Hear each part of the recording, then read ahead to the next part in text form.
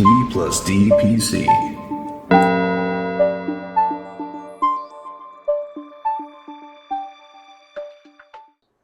Yeah, but what are we going to do about that black graphics card? Okay, so hear me out. Dad! Welcome to D plus D PC. I'm Dad. I'm daughter.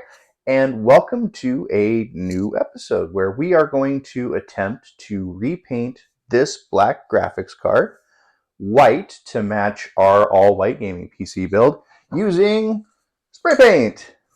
Dad, are you sure about this? I mean, I've never done it myself, but I have read things on the internet and watched a couple of videos. That's how most people learn things at this point, right?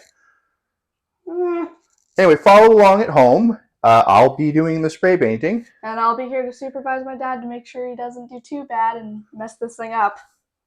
It'll be fine. Anyway, thanks for watching. Be sure to like and subscribe. First thing you want to do is turn off the PC and power supply. Unscrew the securing bracket on the back of the PC and remove the graphics card by unplugging the power cable and pressing the small tab on the motherboard. Carefully dust and wipe down the GPU with rubbing alcohol. Next, remove the tiny screws on the bracket at the back of the GPU where the HDMI and display ports are located. These screws are very small, and you should use an electronic screwdriver with magnetic bits and most likely your smallest Phillips head driver bit. Next, you can remove the screws on the backplate side of the GPU, not the fan side, so that you can remove the heatsink from the main board. Place your screws in separate piles or baggies and label them if you can. Be careful when you remove the main board from the heatsink because there is a tiny cable that sends power to the fans. When the main board and backplate are by themselves, you can remove the screws that attach them. There are several small screws around the outside of the board, and they will look kind of like the motherboard screws. They're so small that Dad missed 2 of them the first time. Keep these somewhere safe. They are tiny and easy to lose. Now you can remove the heatsink from the fans. Removing the heatsink from the fan shroud is fairly simple, and once you have the fans and fan shroud alone, you can remove the tiny screws that anchor the fans to the plastic shroud. Once all the screws are out, set them aside carefully and gently remove the fans from the fan cable to set aside. You want to paint any metal or plastic with lots of coats where you slowly build up the paint. The first coat is less than 50% coverage. We ended up doing 6 coats of white glossy paint and primer spray paint. After the paint dried overnight, we got to putting the GPU back together. Now, since we had a video of us taking it apart, it was pretty simple, although we did get one of the steps out of order and had to take the main board and heatsink back apart once or twice. Take your time with each of the steps, making sure to use the exact same screws in the same mounting holes. Using a screw that's too big will strip the threading, and then you won't be able to use that thread mount anymore.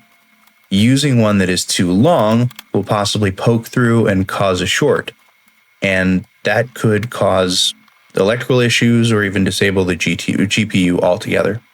And using one that's too short might not hold the parts together when the fans get going and the GPU begins to vibrate. And the last thing you want is your GPU falling apart as soon as you turn your system back on.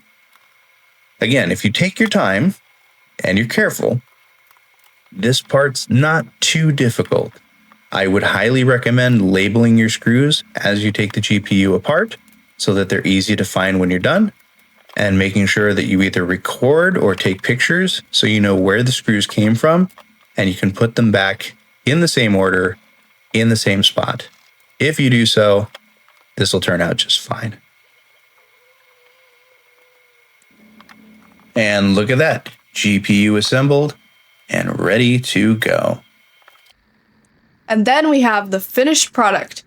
Our beautiful custom painted white graphics card for our all-white gaming computer build. Okay, welcome back. So as you can see, we finished painting our GPU, our RX 6600, from all black to all white now. And what can we share about the experience? Well, I would say that we decided not to paint the fans because that can weigh down the fans if you put paint on them, and that can result in the temperature not staying the same like it should. Yeah, it definitely can affect temperatures. I also learned that there's like 1 million screws inside of a GPU. And actually, if you're going to do this process at home, I would do exactly what we did. record yourself doing it, and then have very specific places where you're putting the screws. If you have like a mat like this, and you can, mark where you put the screws or keep them in separate baggies. And then when you're ready to put it back together, you can just reverse order what you did to pull it apart. I think that would be the easiest way. The other thing to keep in mind is this does void your warranty. Ours is out of warranty anyway, and it's not a super high-end GPU. Would I do this to a 5090? No. Can I afford a 5090? Absolutely not. But this is okay if you've got an older GPU, or you've got a GPU that's a little bit lower end, or you have experience doing stuff like this before, like taking them apart to repaste them.